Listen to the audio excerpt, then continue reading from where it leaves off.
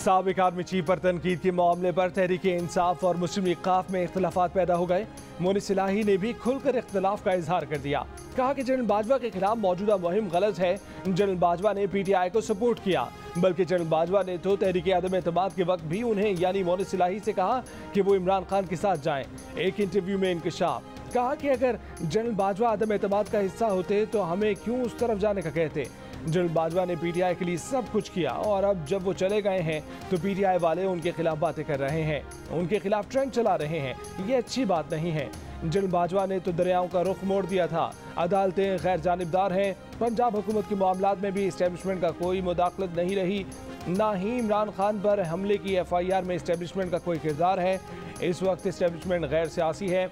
हमने PTI से ये तक कहा कि FIR काटने के लिए कोई भी अपना पुलिस वाला दे दे जो FIR काट ले, तो उन्होंने ऐसा पुलिस वाला दिया ही नहीं।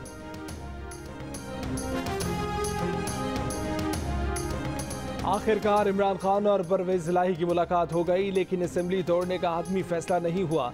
कई दिन से शेड्यूल्ड परवेज इमरान मुलाकात पंजाब असेंबली तोड़ने से मुतल्लिक फैसले पर मुशावरत तक महदूद रही। मुलाकात के बाद इमरान खान ने पंजाब असेंबली के मुस्तकबिल के बारे में हतमी मुशावरत के लिए पार्लिमानी पार्टी का इजलास कल तलब कर लिया। परवेज इलाही कहते हैं कि इमरान खान के हर फैसले का साथ देंगे। इमरान खान जो कहेंगे बिला तरद्दुद अमल करेंगे। परवेज खटक ने कहा कि फैसला वही होगा जो इमरान खान कहेंगे। परवेज इलाही उसी पर अमल करेंगे। हर चीज़ पर इत्तफाक है, कोई इशू नहीं। चौधरी और हम सब एक हैं। खान साहब हम सब के लीडर हैं। परवेज इलाही अपनी बात पर खड़े हैं। काफ लीग के मोनिस इलाही ने कहा कि मुलाकात में परवेज इलाही ने यकीन दहानी कराई कि वज़ारत आला इमरान खान की मलकियत है। इमरान खान जब चाहेंगे असेंबली तहलील हो जाएगी। पंजाब असेंबली क्या इमरान के लिए जान भी हासिल है।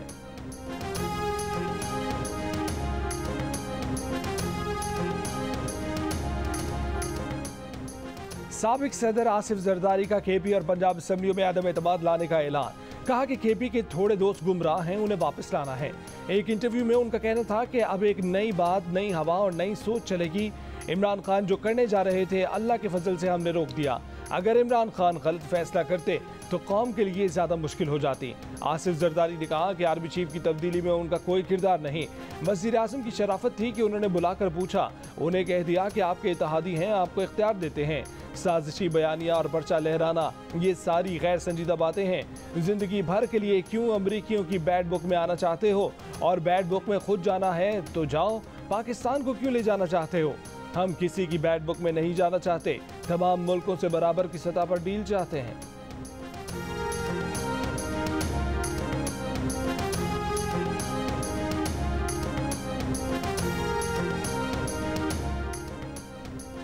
अगर इमरान खान अपनी दोनों सूबाई असेंबली तहलील करते हैं तो इस्लामाबाद में तो कोई फ़र्क नहीं पड़ेगा। वफाकी वज़ीर आयाज सादी की प्रोग्राम आज शाहज़ेब खानज़दा के साथ में गुफ्तगू। कहा कि इमरान खान असेंबली तहलील करेंगे तो हम डट कर इलेक्शन लड़ेंगे। अभी हालात 2018 वाले नहीं, बेसाखियाँ ख़त्म हो गई। अब इमरान खान को अपने बलबूते पर इलेक्शन लड़ना होगा। परवेज इलाही को ऑफर की या नहीं की कुछ नहीं कह सकता। पाकिस्तान में कुछ भी हो सकता है। इमरान खान की पार्टी टूटी है, उनके 20 अरकान हमारे यहाँ आके बैठे हैं। जिस तरह पहले उनकी इत्तेहादी छोड़ कर गए हैं तो परवेज इलाही और बाकी क्यों नहीं जा सकते।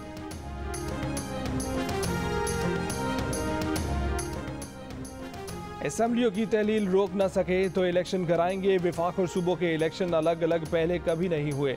अब ये तजर्बा भी करके देखते हैं। 2-4 महीने पहले या बाद में इलेक्शन हो तो क्या क़यामत आ जाएगी। वज़ीर आज़म की मुशीर क़मर ज़मान कायरा की प्रोग्राम आज शाहज़ेब खानज़दा के साथ में गुफ्तगू।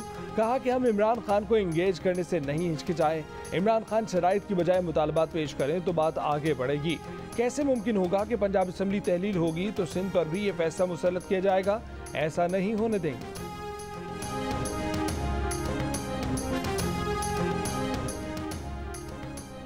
जरूरत पड़े तो इंतखाबात को 1 साल आगे ले जाया जा सकता है। सरबराह PDM मौलाना फजलुर रहमान की प्रेस कॉन्फ्रेंस।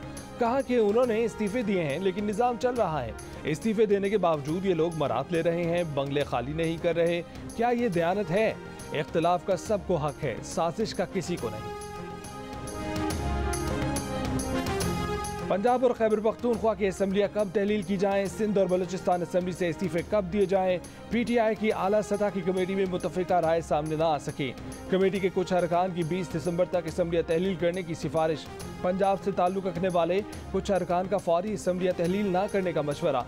शाह महमूद कुरैशी की ज़ेर सदारत इजलास में अरकान ने राय दी कि सियासी कार्ड्स खेलते हुए टाइमिंग को मद्देनजर रखा जाए। असम्बलियाँ उसी वक्त तहलील की जाएं जब विफाक और दीगर सूबों की असम्बलियाँ तहलील करने के लिए दबाव बढ़ सके।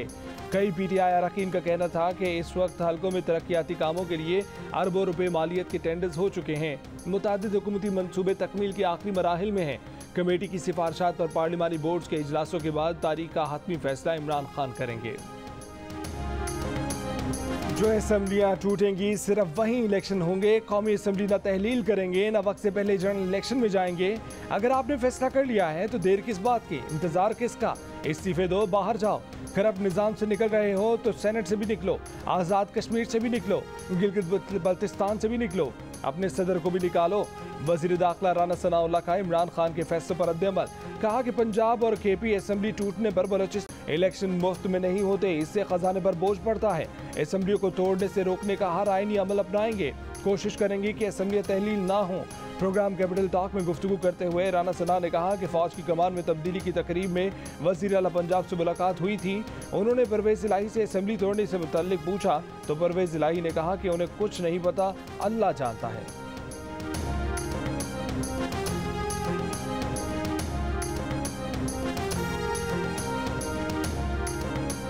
ये खजूर मार का बनस्पति अपोजिशन है, इनका कोई काम नहीं है। इन्होंने सिर्फ सियासी बयानात देने हैं। जब असम्बली तोड़ने की बात आती है कि चलो असम्बली तोड़ो और आओ इलेक्शन में आवाम का सामना करो और आवाम से दोबारा मैंडेट लो, तो वहाँ पर इनको जुकाम हो जाता है और ये घर चले जाते हैं। खैबर पख्तूनख्वा के मामले खसूसी इतलात बैरिस्टर सैफ की अपोजिशन पर तनकीद। कहा कि पहले KP और पंजाब असम्बलियाँ तहलील करने के ताने देते थे, अब असम्बलियाँ तहलील करने पर उनकी कांपे टांग रही हैं। अपोजिशन इंतखाबात में आवाम का सामना करने से कतरा रही है। ANP की सियासत में इतनी हैसियत नहीं है कि तालिबान उनको धमकियाँ दें।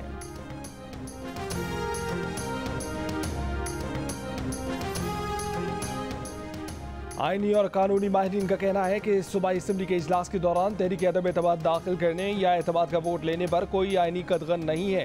गवर्नर भी वज़ीर आला से एतमाद का वोट लेने के लिए कह सकता है।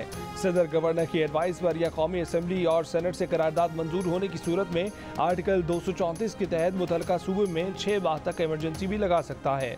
आईनी माहिरीन के मुताबिक तहरीक अदम एतमाद और गवर्नर राज की सूरत में सूबे के वज़ीर आला का असम्बली तहलील करने का इख्तियार मुअत्तल हो जाता है।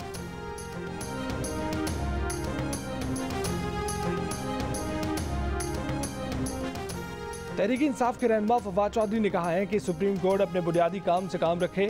अदालतें हमें सियासी निज़ाम पर भाषण देना बंद करें। सुप्रीम कोर्ट का काम बुनियादी हकूक़ का तहफ़्फ़ुज़ है। बुनियादी हकूक़ पर अदालतों की कारकर्दगी शर्मनाक है। अदालतें अपनी कारकर्दगी बेहतर बनाएं। सियासी निज़ाम में तब्दीली पाकिस्तान की आवाम का हक है।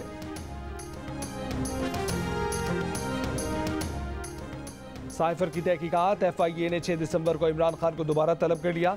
FIA ऑफिसर ने जमान बाग में इस्तकबालिया पर समन की तामील कराई। FIA ने इससे कबल भी इमरान खान को 7 नवंबर को तलबी का नोटिस जारी किया था।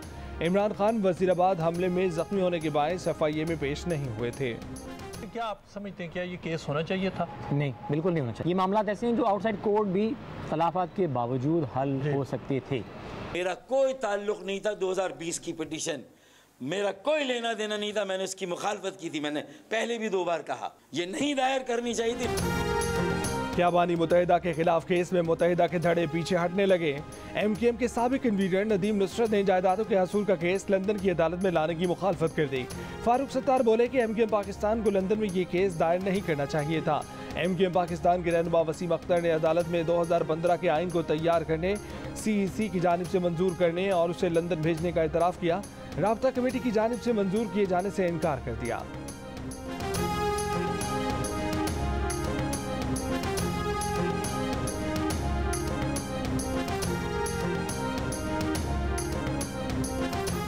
वज़ीर आज़म शहबाज शरीफ ने कहा है कि मौसमियाती तब्दीली की वजह से पाकिस्तान में बहुत नुकसान हुआ। शर्म उल शेख में COP27 कॉन्फ्रेंस में पाकिस्तान की कामयाब सिफारतकारी पर तकरीब से खिताब करते हुए वज़ीर आज़म ने कहा कि सैलाब मुतासरीन की मदद पर तमाम ममालिक का शुक्रिया अदा करते हैं। ये पहली मरतबा हुआ कि आलमी सतह पर पाकिस्तान की आवाज़ सुनी गई। वजीर ख़ारजा बिलावल भुट्टो, शहरी रहमान और वजीर इत्तलात ने भरपूर किरदार अदा किया।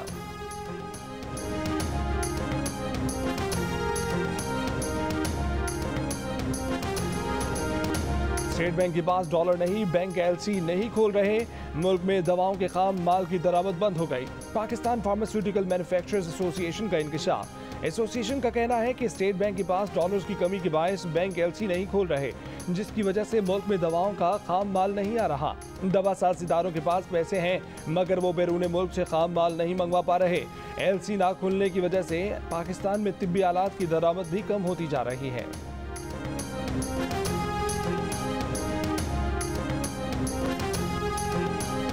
कंपनी दे रही है, अगर हमारी डिमांड 10 पैकेट की है तो वो 2 पैकेट दे रही है। जब आ रही थी तब भी हम जो है वो 24 का बेच रहे थे, और जब नहीं आ रही थी तो ज़ाहिर है फिर वो ब्लैक में नहीं मंगा रहे थे, नहीं बेच रहे थे, इस वजह से लोग परेशान थे। मेरे स्टोर वाले के हमारे पास अभी सप्लाई सही नहीं हो रही है। कराची में बुखार और जिस्म में दर्द की दवाओं की किल्लत, शहर के बेशतर मेडिकल स्टोर्स पर दवाएं दस्तयाब नहीं, शहरी परेशान। दुकानदारों का कहना है कि कंपनी की तरफ से ही सप्लाई नहीं की जा रही।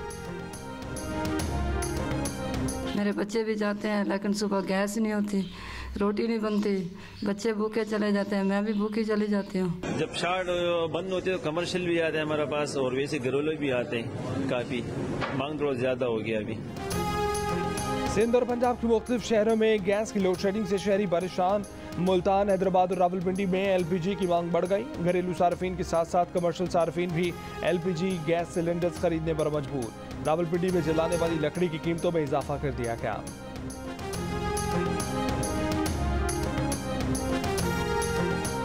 सिंध हुकूमत का परवीन रहमान कत्ल केस के मुल्जिमान को रिहा न करने का फैसला। मुल्जिमान को एमपीओ के तहत 3 माह नजरबंद रखा जाएगा। सिंध हुकूमत के मुताबिक परवीन रहमान की बहन और अहले खाना को मुल्जिमान से जान का खतरा है। सिंध हाई कोर्ट मुल्जिमान को परवीन रहमान कत्ल केस से बरी कर चुकी है।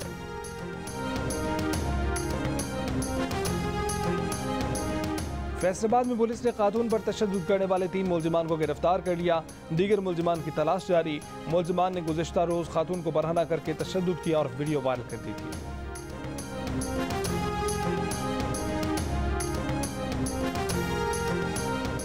वफाकी वज़ीर दाखिला राना सनाउल्लाह ने कहा है कि टीटीपी ने बुलेली में दहशतगर्दी की जिम्मेदारी कबूल की है। टीटीपी की जानिब से पाकिस्तान में दहशतगर्दी पूरे खित्ते के अमन के लिए खतरनाक है। ये न समझा जाए कि ये आउट ऑफ कंट्रोल ताकत है। बलूचिस्तान और केपी हुकूमत मामले को संजीदा ले। वफाकी हुकूमत की मामलात हाथ में लेने से पहले सूबाई हुकूमत को किरदार अदा करने की ज़रूरत है।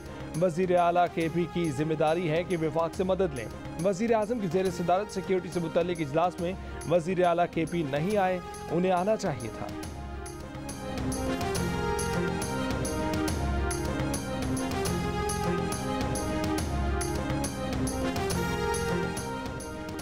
फौजी क़यादत के खिलाफ नाज़ेब अल्फाज का इस्तेमाल। इस्लामाबाद की अदालत ने आज़म सवादी को 14 रोज़ा जुडिशल रिमांड पर अडियाला जेल भिजवाने का हुक्म दे दिया। पाकिस्तान तहरीक इंसाफ का लाहौर में सुप्रीम कोर्ट रजिस्ट्री के बाहर एहतजाज। यास्मीन राशिद ने आज़म सवादी की गिरफ्तारी के खिलाफ दरख्वास्त जमा करा दी। दरख्वास्त में कहा गया है कि सियासी बुनियादों पर आज़म सवादी की गिरफ्तारी गैर कानूनी है, जिम्मेदारों के खिलाफ कार्रवाई की जाए।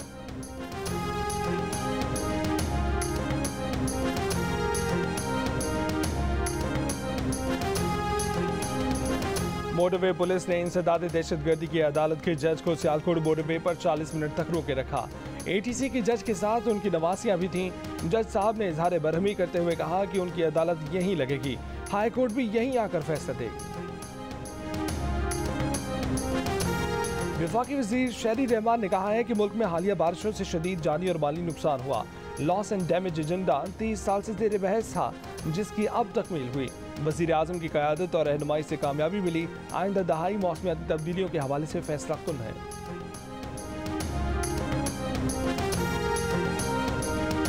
नवंबर में FBR का टैक्स रेवेन्यू हदफ से ऊपर चला गया। वज़ीर ख़जाना इसाक डार ने कहा कि टैक्स वसूलियों का हदफ 537 अरब रुपए था। FBR ने 538 अरब 40 करोड़ रुपए का रेवेन्यू इकट्ठा किया।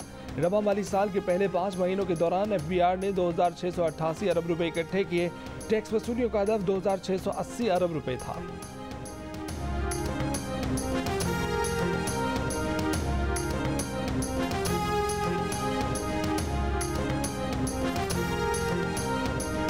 पाकिस्तान में गूगल ऐप्स की अदायगी का मसला 1 माह के लिए हल हो गया। वज़ारत ख़ज़ाना ने वज़ीर IT अमीनुल हक की तजवीज़ मान ली। अमीनुल हक का कहना है कि अदायगियाँ शेड्यूल के मुताबिक की जा सकेंगी। पेड गूगल ऐप्स बंद नहीं होंगी। स्टेट बैंक को हिदायत कर दी है कि 1 माह तक पॉलिसी पर अमल दरामद मौखर कर दें। 1 माह में वजारत IT, वजारत खजाना और स्टेट बैंक मुशावरत से लायामल बनाएंगे।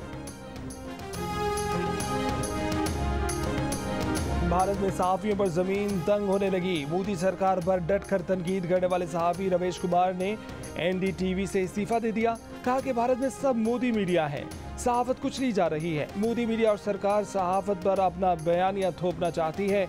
मोदी के दोस्त और अरबपति कारोबारी गौतम अडानी ने NDTV के शेयर्स खरीदे थे। 2 रोज पहले चैनल के बानी फरोनाई रॉय और राधिका रॉय ने भी इस्तीफा दे दिया था। भारतीय न्यूज़ चैनल्स पर मोदी मुखालिफ सियासतदानों को बात मुकम्मल करने की भी आज़ादी नहीं रही। अमरीकी ऐवान नुमाइंदगान में हकीम जेफरीज डेमोक्रेटिक पार्टी के लीडर मुंतखब। ऐवान नुमाइंदगान की स्पीकर नैंसी पेलोसी ने ओहदे से अलहदा होने का ऐलान किया था। हकीम जेफरीज बिला मुकाबला पार्टी रहनुमा मुंतखब हुए।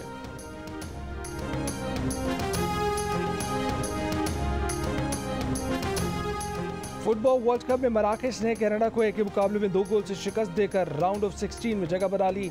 बेल्जियम और क्रोएशिया के दरमियान मुकाबला बगैर किसी गोल के खत्म हो गया।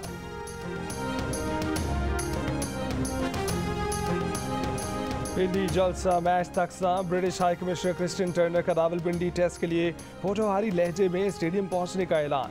उर्दू ज़बान में वीडियो पैगाम में कहा कि जीत उसी की होगी जो गर्मजोशी दिखाएगा।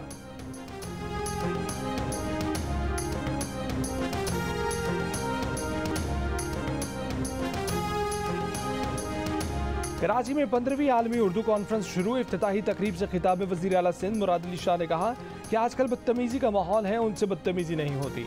15 साल से सूबे की नुमाइंदगी कर रहे हैं। इस अरसे में कई अच्छे काम हुए हैं। आलमी उर्दू कॉन्फ्रेंस में मुशायरा, कवाली और क्लासिकल रक्स के सेशन होंगे। दुनिया भर से अदीब, मुसन्निफ और शोरा शिरकत करेंगे। आलमी उर्दू कॉन्फ्रेंस 4 दिसंबर तक जारी रहेगी।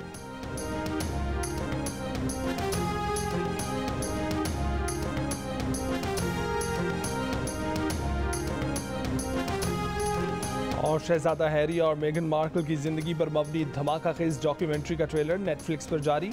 88 मिलियन पाउंड से बनाई गई ये दस्तावेजी फिल्म 1 हफ्ते बाद स्ट्रीमिंग सर्विस नेटफ्लिक्स पर रिलीज होगी। 6 किस्तों की इस फिल्म का नाम हैरी एंड मेगन है।